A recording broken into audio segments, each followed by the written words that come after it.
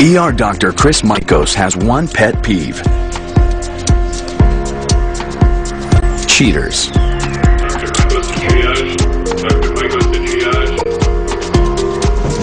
But all is forgiven in the congenial community of the ER.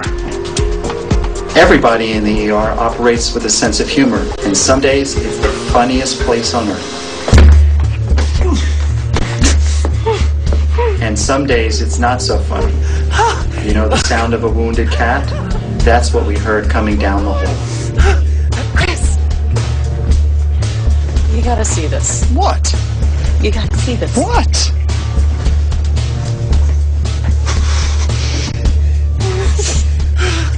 Help me, doctor! Well, when you walk into a room and you see a gentleman on a stretcher lying flat, and the most prominent thing is sort of standing at attention between his legs, it's a little bit concerning. Help me, doctor! You gotta fix this. I can't take it. Help me!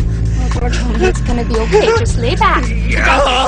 His facial expressions were really what clued me in as to how serious he was. He was gritting his teeth in agony. He was clutching onto the stretcher and the railing on the stretcher. This was a guy in excruciating pain. Okay, let's take a look at it. How long has he been standing at attention? I don't know. How long, Loretta? 5 hours now? Did you take any medical enhancements or special medication? Yeah, but it's always supposed to go down by now. At least it always has before.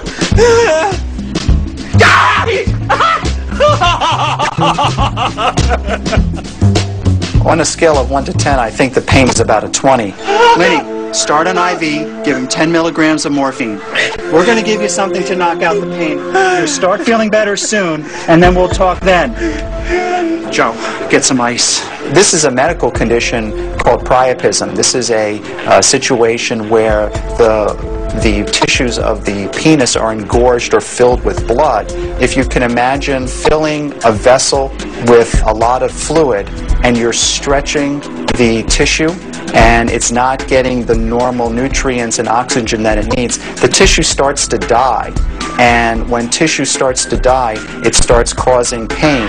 We tried a topical or cream that we applied on the penis to try to dilate or open up the blood vessels. Unfortunately, this didn't work. The ice is not helping. The cream's not working. I say just give him more morphine. Put the guy out of his misery. I'm going to have to call Dr. Verdi. Poor guy. It's been close to 6 hours now. Dr. Mikos' patient has an erection that won't go away. When we came to the conclusion that none of the remedies that we could treat him with in the emergency department were effective, we have to call in a specialist, a urologist, to take care of the situation. Doug's on his way in.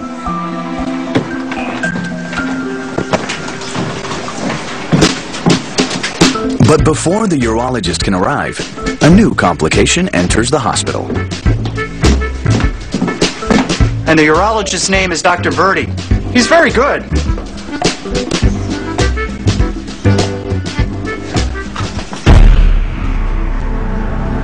Who are you? Who are you? Who is she? I'm pretty much in a state of shock. Why the hell is she holding your hand, George? You had to try to figure out, you know, who's who are the players in the room. This is her? Eventually, it kind of dawned on me, to check out, who's wearing the wedding band in this case. Do you mean wife? You would figure that the shock of having his wife arrive in the emergency department would be good enough to cause the erection to go down. You have 5 seconds to explain yourself, George. 5, 4, 3... Emily, I didn't think you'd come to the hospital. I told you I'd meet you at home. I thought he was crazy. Why did you call her in the first place? Because I'm his wife! You little tramp! The patient's wife put it together pretty quickly, so her focus shifted from her husband, who was in a great deal of distress and pain and agony, to the other woman. Emily, I don't think it's... You shut up! And I'm also worrying about what's going through his mind. I mean, is this guy suddenly going to get up and bolt out of the ER? And there's a lot of tension in the room. I mean, this is one of them they don't teach in medical school. I was a little bit concerned about what these women were going to do.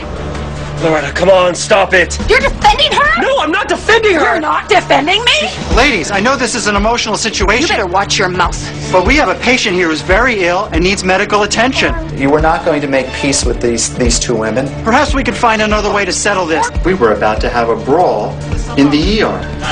No! Oh, God! Go get security.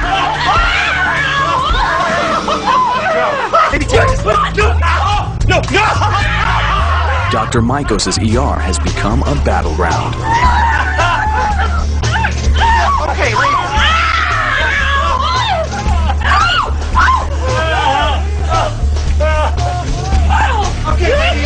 Okay, ladies, come on. Okay. Everyone, come on. Calm down. It's all over. Doug, glad you could make it. Let's just give the doctor some room to do their work.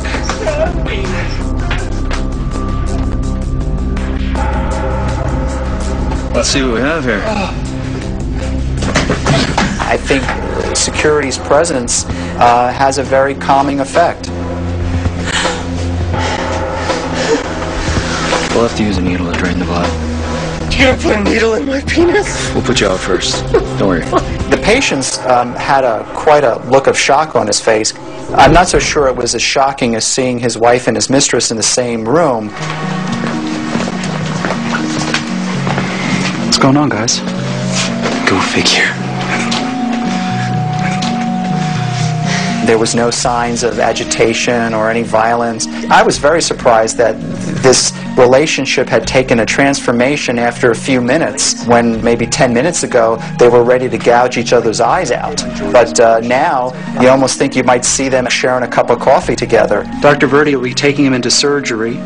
They'll be draining his penis with a needle. I'd like to know if you'd like to see him before they go to the OR. I think I'd like to say a couple of words. I think I would like to, too. I could take you in separately. We could go together. Right? Right. It was surprising that they wanted to go say goodbye together. Before his patient with the 6-hour erection goes to surgery, Dr. Maikos brings his patient's wife and his lover in to wish him well. When the two women returned to the patient's room, they at first were very understanding and sympathetic. Hi, George. Hi. Hi, hon. Yeah, we just wanted to say good luck.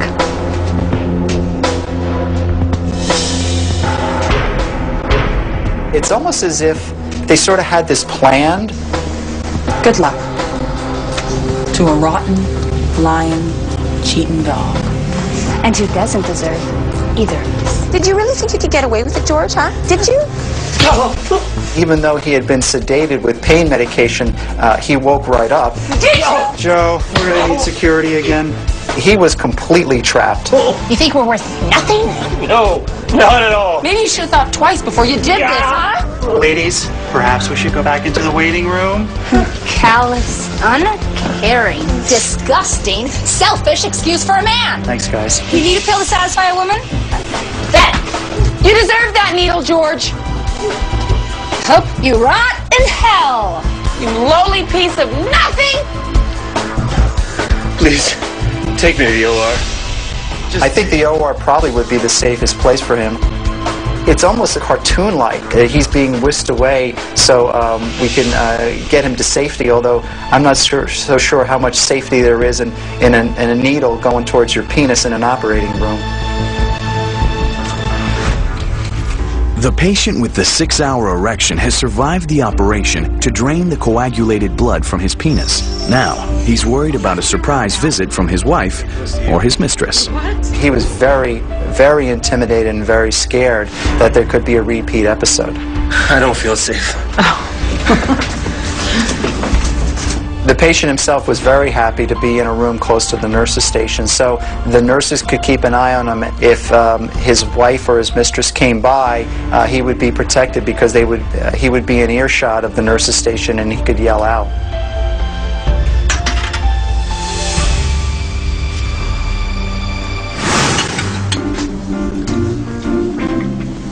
Hey, George. How are you? Hey, doctor. Thanks for coming. What really helps recovery is having the support of a loved one there alongside of you to help you get better. Have you talked to anyone? No. No one. Anyone come to visit? My mom. She's mad at me, too. This is a life-changing event, medically and emotionally. Well, good luck, bud. Take care. Thanks.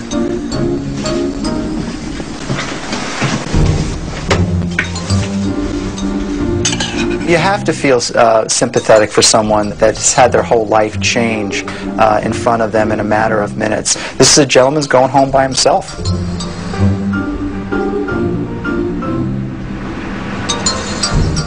Something I think, you know, my mother always taught me. You know, honesty is the best policy.